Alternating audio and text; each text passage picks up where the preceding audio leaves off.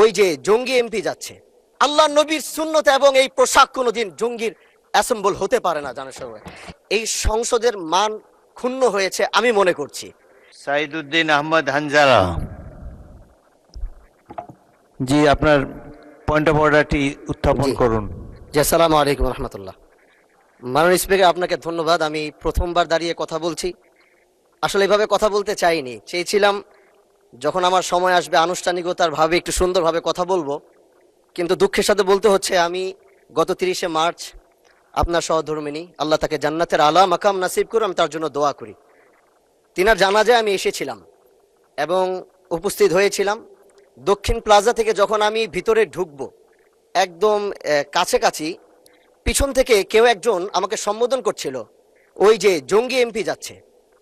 তো এই বিষয়টা আসলে এইভাবে আসতো না। তো একটু পর থেকে সোশ্যাল মিডিয়াতে দেখলাম যে এই বিষয়ে খুব লেখালেখি এবং এই ভিডিওটা নিয়ে খুব আলোচনা চলছে, যেটি জাতীয় সংসদের একজন রানিং এমপিকে সংসদের কাছে যখন জঙ্গি বলে সম্বোধন করা হয়, আর এটার জন্যে এই সংসদের মান ক্ষুণ্ণ হয়েছে আমি মনে করছি।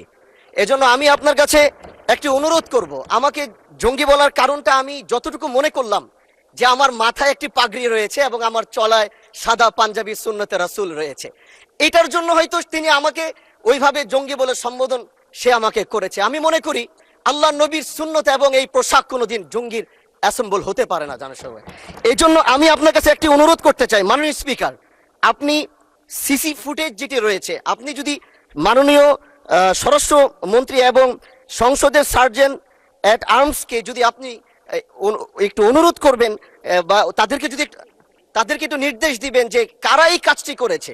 অবশ্যই এই কাজটি এই জন্য করেছে যেন এখানে আমাদের বিরোধী দল যারা রয়েছেন এখানে তাদেরকেও হয়তো তাদের সম্মান ক্ষুণ্ণ করার জন্য হতে পারে, ওখানে প্রশাসন দাঁড়িয়েছিল, প্রশাসনের সম্মান ক্ষুণ্ণ করার জন্য হতে পারে। তো এই জন্য আমি চাচ্ছিলাম একটি সঠিক তদন্ত যদি আপনার মাধ্যমে নির্দেশনা আসতো তাহলে এই বিষয়টি ক্লিয়ার হতো। ধন্যবাদ। মাননীয় সদস্য, বিষয়টি অবশ্যই অত্যন্ত দুঃখজনক। আমি আপনাকে অনুরোধ জানাবো, বিশেষ অধিকার প্রশ্নে আপনি এ ব্যাপারে একটি নোটিশ দেন, বিষয়টি আমরা বিবেচনা করব। বিশেষ ধন্যবাদ।